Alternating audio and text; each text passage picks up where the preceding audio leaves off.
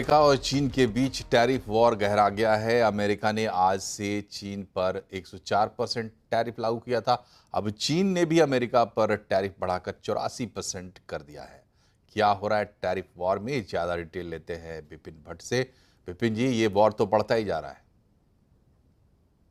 देखिए, टैरिफ का मामला तो पूरी दुनिया के लिए है, लेकिन अब एक पर्सनल सी लड़ाई बनती जा रही है चीन और अमेरिका के बीच, और कोई भी झुकने के लिए तैयार नहीं है। एक शेर तो दूसरा सवा शेर। टैरिफ का जवाब टैरिफ से, और अब चीन ने फिर से टैरिफ बढ़ाकर 84% कर दिया है अमेरिकन उत्पादों पर। 104% किया था इन्होंने, तो इन्होंने कहा लीजिए हमारा भी जवाब, क्योंकि कल ही इन्होंने बोला था कि हम आखिरी तक लड़ाई लड़ेंगे। 84% कर दिया, और 10 अप्रैल से ये टैरिफ प्रभावी भी हो जाएंगे। तो दोनों के बीच में अब ऐसा लग रहा है कि बिल्कुल बातचीत की गुंजाइश नहीं रह गई, और वो टैरिफ में ही एक दूसरे से बात कर रहे हैं। टैरिफ पर चीन ने एक बाकायदा वाइट पेपर भी जारी किया था, और उन्होंने कहा था कि मोस्ट फेवर नेशन का जो स्टेटस है वो हटाना WTO के नियमों का उल्लंघन है। इस तरह के आरोप जो चीन अमेरिका पे लगा रहा है, इससे ग्लोबल इकोनॉमिक ऑर्डर बिगड़ेगा, ये भी चीन का कहना है। और उसका ये भी कहना है कि टैरिफ को लेकर US के कदम काफ़ी ज़्यादा हानिकारक हैं। तो चीन किसी भी तरीके से यहाँ झुकने के लिए तैयार नहीं है, और ये भी बोल रहा है कि जिस तरह का ये टैरिफ वॉर अमेरिका कर रहा है, रेसिप्रोकल टैरिफ का, उससे सबसे ज़्यादा नुकसान अमेरिकी इकोनॉमी को ही होने वाला है। लेकिन फिलहाल तो जो घटना घटी वो ये है कि अमेरिका ने जब 104% का टैरिफ चीन पे लगाया, तो चीन ने भी कहा कि हम भी झुकने के लिए तैयार नहीं हैं। हालांकि एक इस तरह की बात बीच में आई थी कि मामला सुलझाना चाहता है, लेकिन शायद कोई सकारात्मक जवाब उन्हें अमेरिका से नहीं मिला, और फिर अंततः उन्होंने ये कदम उठाया है कि अमेरिकन उत्पादों पर उन्होंने भी टैरिफ बढ़ा के 84% कर दिया है। अब ये टैरिफ की लड़ाई कहां तक जाएगी? क्या अमेरिका फिर एक बार इस पर रिटेलिएट करेगा और ज़्यादा टैरिफ बढ़ाएगा, और क्या चीन फिर उस पर करेगा? शायद दोनों एक दूसरे के ऊपर जोर आजमाइश कर रहे हैं, और यहां पर दोनों ने इसको अपनी साख का सवाल भी बना लिया है। बड़ा इंटरेस्टिंग होगा यह देखना कि आगे ये टैरिफ की लड़ाई कहां तक जाती है। जी, तो इकोनॉमी के लिहाज से आप देखें तो क्लैश ऑफ टाइटन्स तो शुरू हो गया, लेकिन सभी लोग ज्वाइन इन कर सकते हैं इसमें। हमारे साथ जुड़ रहे हैं जियोजीत इन्वेस्टमेंट्स के senior vice president Gaurang Shah साहब, आपको बहुत बहुत स्वागत है। अमेरिकी बाजार गिरावट के साथ खुले हैं, लेकिन उसकी जो वजह है चीन और अमेरिका के बीच जो चल रहा है, ये कहाँ जाता हुआ दिख रहा है आपको? बहुत बहुत धन्यवाद मंच पर आमंत्रित करने के लिए। सभी को प्रणाम और शुभ संध्या हमारे तरफ से।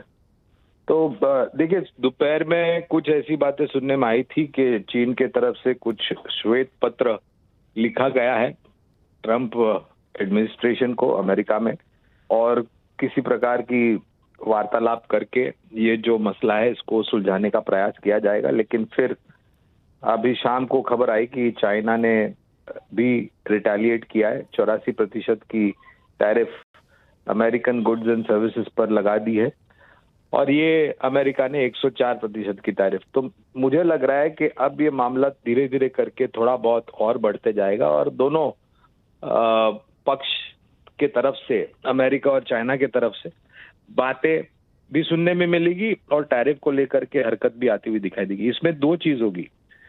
एक तो ये पूरा जो मसला है वो पूरी दुनिया की अर्थव्यवस्था को असर करेगा, इसमें कोई दो राय नहीं, क्योंकि दो बहुत बड़े देश है, बड़ी इकोनॉमी है, जो आज के तारीख में अपने सर पे जो सींग है उसे एक दूसरे के ऊपर आक्रमण कर रहे हैं। इस परिस्थिति में हो सकता है कुछ समय के लिए देश, पूरी दुनिया भर की अर्थव्यवस्था धीमी पड़ सकती है।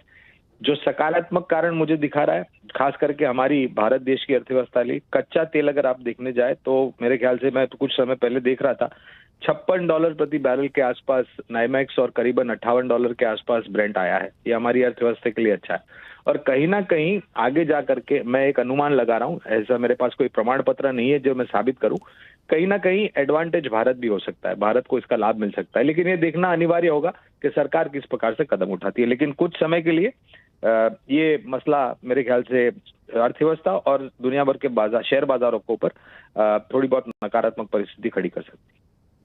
साहब 7 दिन हो गए, इस 7 दिनों में बाजार में हमने देखा, अपना बाजार, भारतीय बाजार, आपको क्या लग रहा है बाजार कैसे ले रहा है इसको? क्या बाजार डिस्काउंट करते हुए आगे बढ़ रहा है? बाजार क्या कर रहा है? देखिए, डिस्काउंट आप तब करेंगे जब निर्णायक तरीके से आपको सामने वाला जो पक्ष है वो अपनी सारे बातें सामने रख दे।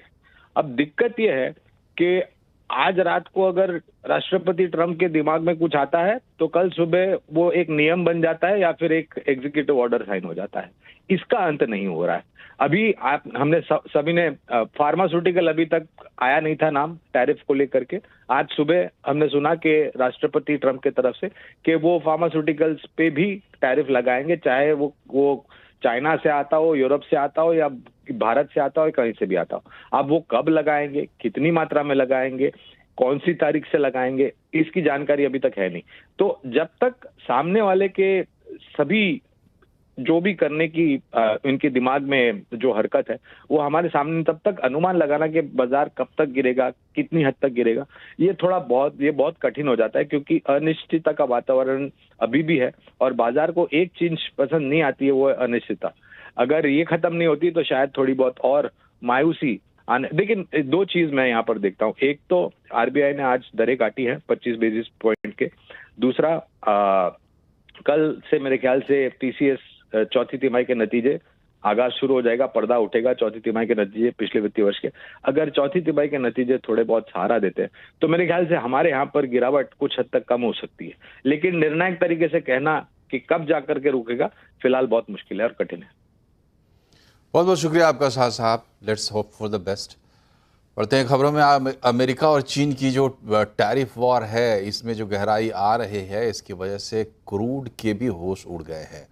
ब्रेंट क्रूड $60 के नीचे फिसल गया है। WTI $56 के नीचे चला गया है। क्यों फिसल रहा है क्रूड, इस पर ज्यादा जानकारी दे रही है हमारी सहयोगी मनीषा गुप्ता। कच्चे तेल में जिस तरह की गिरावट गहराई है, उसके हिसाब से अब हम 4 साल के सबसे निचले स्तर पर हैं। पिछली बार जब हमने ये स्तर आते हुए देखे तो वो फरवरी 2021 में था। 6 से 7% की गिरावट आज के ही दिन में इसलिए आई क्योंकि चाइना ने कहा कि वो रिटेलिएटरी पर भी रिटेलिएटरी टैरिफ लगाएंगे और उन्होंने अब यूएस के ऊपर 84% का टैरिफ लगा दिया है। ये इसलिए है क्योंकि यूएस ने चाइना पे अब 104% का टैरिफ लगाया है। तो क्लियरली जब विश्व की 2 सबसे बड़ी इकोनॉमीज इस तरह से ट्रेड वॉर पर टैरिफ मिसाइल्स छोड़ रही हों तो उसका सीधा इम्पैक्ट हम कच्चे तेल पर ही आता हुआ देख रहे हैं। बाजार को लगता है कि एक ऑलमोस्ट रिसेशन वाली स्थिति यहाँ पर बन रही है। आगे जाकर कच्चे तेल की डिमांड में गिरावट देखने को मिल सकती है।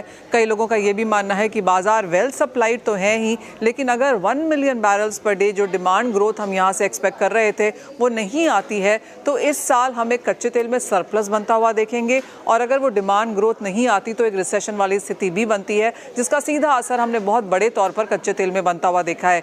जब से 2 अप्रैल को रेसिप्रोकल टैरिफ्स यहाँ पर यूएस ने लगाए थे, तब से करीबन 23% की गिरावट हम कच्चे तेल में दर्ज ऑलरेडी कर चुके हैं।